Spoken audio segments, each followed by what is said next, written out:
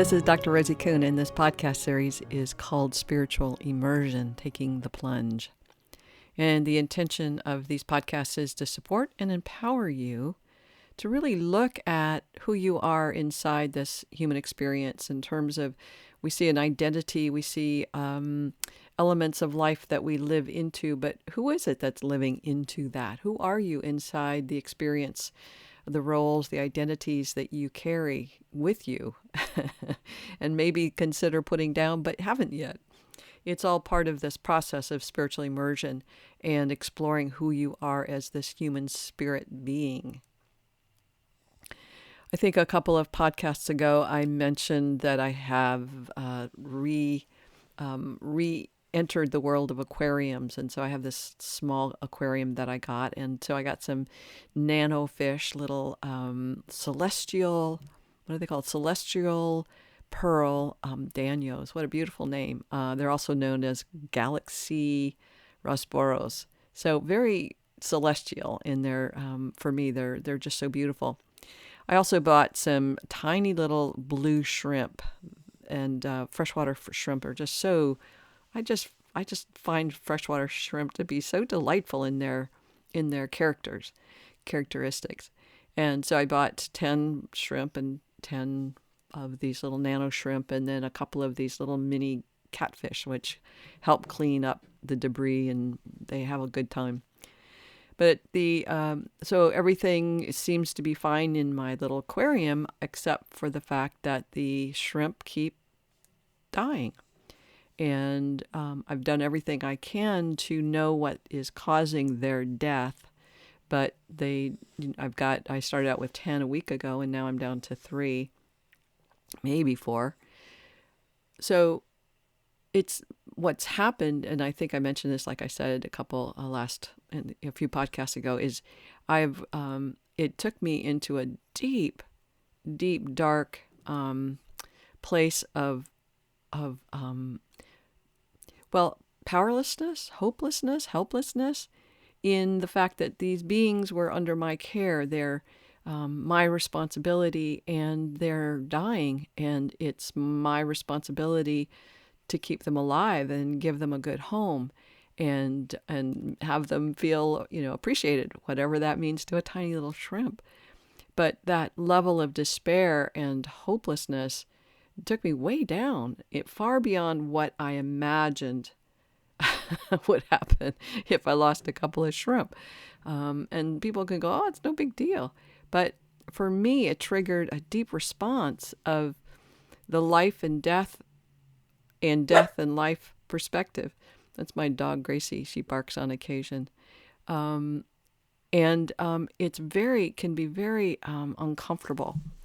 This is a really big part of our spiritual immersion process, is grokking the death, life, death cycle.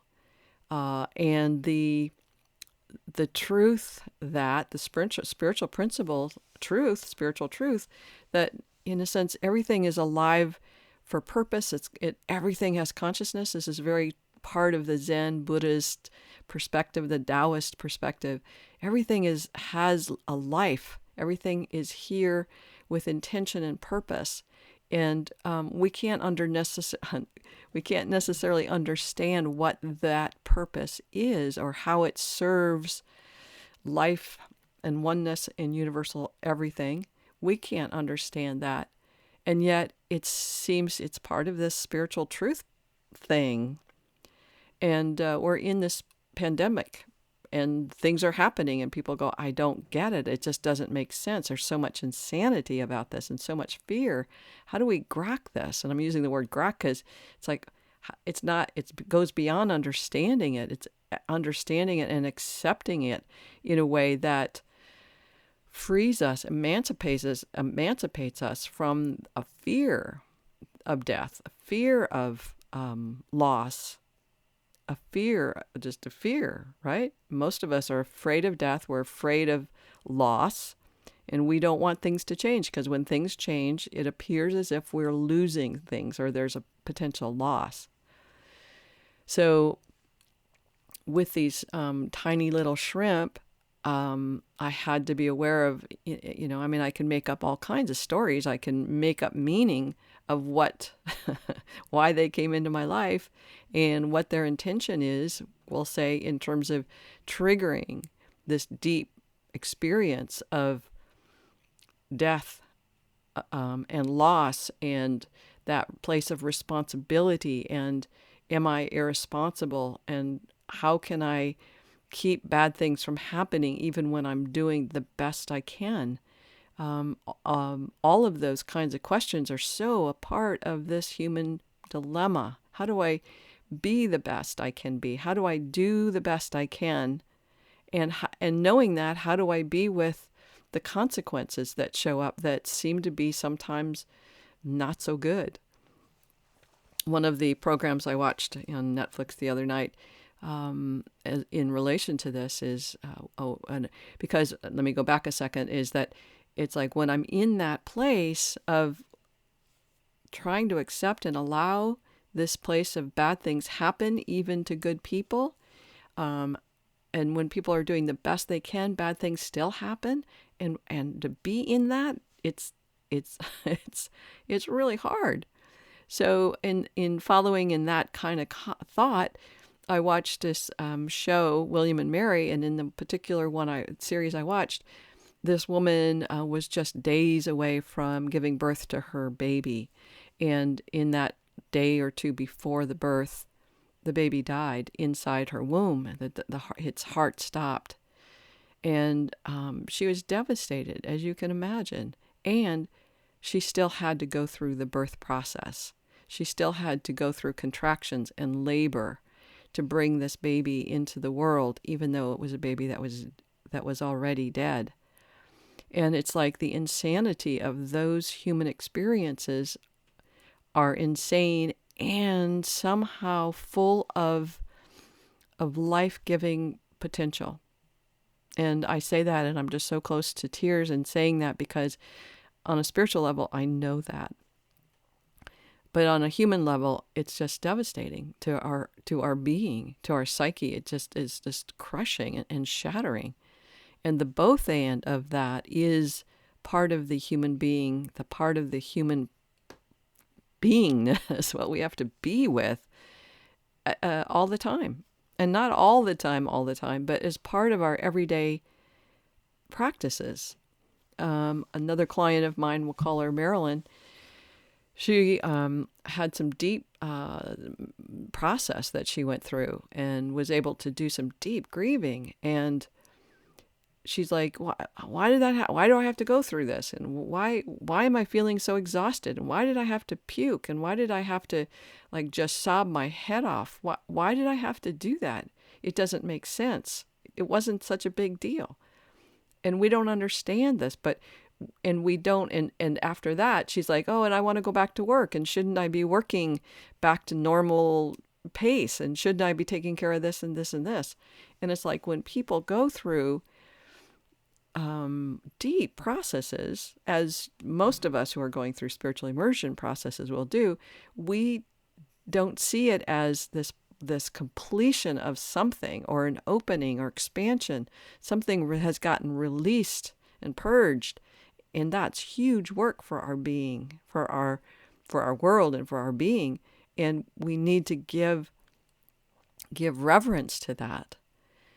So I'm getting a little lost here, but the point is that death is and destruction is part of the evolution of consciousness. And you can say that, and it goes, yeah, that makes sense. But when you're in the midst of it, or when you're about to go, hell no, I want to avoid this, I want to ignore it, I want to distract myself from it, I want to numb myself, that's what most of us do, is we have these moments of being triggered into restless, irritable discontent or agony or despair, and we just want to make it go away, as opposed to going, oh, this is part of that death-life cycle. That is part of my intention of being here, is to experience all of this humanness, all of this that is part of my trajectory as a human spirit. big work to go, no, I'm not going to numb myself out. I'm laughing because as these little shrimp disappear, not disappear, but as they die, I have been really into stress eating. And it's just like I'm just in deep despair about all of this. And so I'm eating more just to numb some of it. It's stress eating. And so I'm aware of it and I'm conscious of it and being mindful of it. And that's what I'm doing. And so each one of us can moderate our, the experience we're having with either substances or activities. Sometimes you just have to have a glass of wine, or you have to have a muffin, or you have to have, but you can also have a walk outside, or you can have a shower or a bath, or you can play a game or cuddle your children or your animals, or the aquarium family and community. They're giving aquariums to people who have had PTSD, veterans and such, because they can be exceptionally calming. I'm looking forward to getting to that space where I'm feeling the calm and the joy of seeing these little beings in this little box on my desk.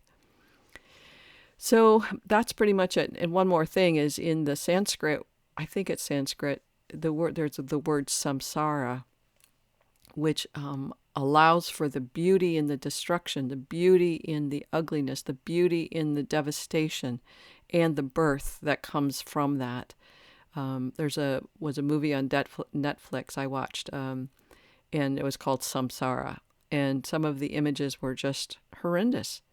And there's something exceptionally beautiful in this experience that we human beings are in, beyond the judgments. Again, in the last podcast, I talked about how we've been trained to have interpretations and judge something as good, bad, wrong, right, when actually it's the isness of that somewhere in that is just exquisite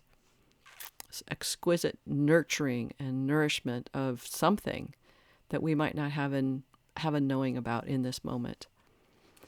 All right, well, that's pretty much it for now. If you're interested in hearing more or seeing more about me, please feel free to visit my website, theparadigmshifts.com. Or you can join me on Facebook at The Paradigm Shifts. Rosie Kuhn, author, The Paradigm Shifts. All right, big hugs. Bye for now.